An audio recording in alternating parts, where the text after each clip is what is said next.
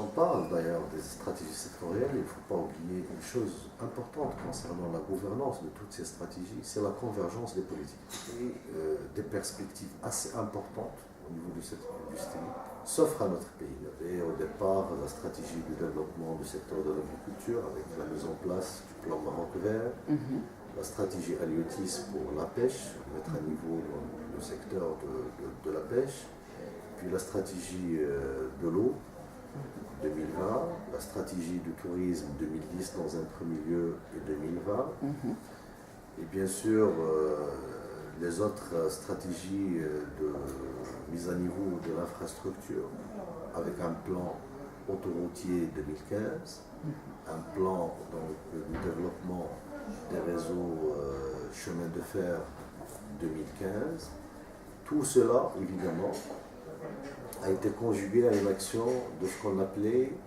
les grands chantiers structurants.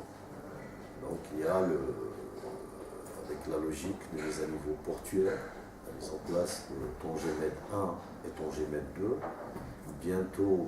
avec le démarrage réel donc, du port Nador, Ouest-Med, et ce qui correspond à un aménagement portuaire concernant la rive méditerranéenne de notre pays.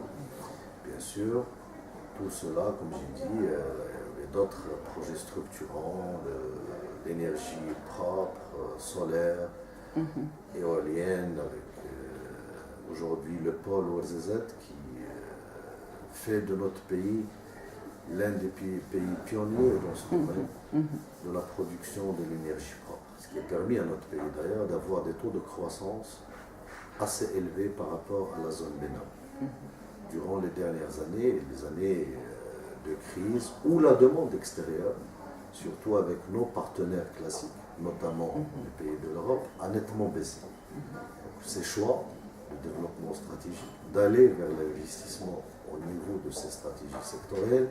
ont permis à notre pays donc de garder des niveaux de croissance permettant évidemment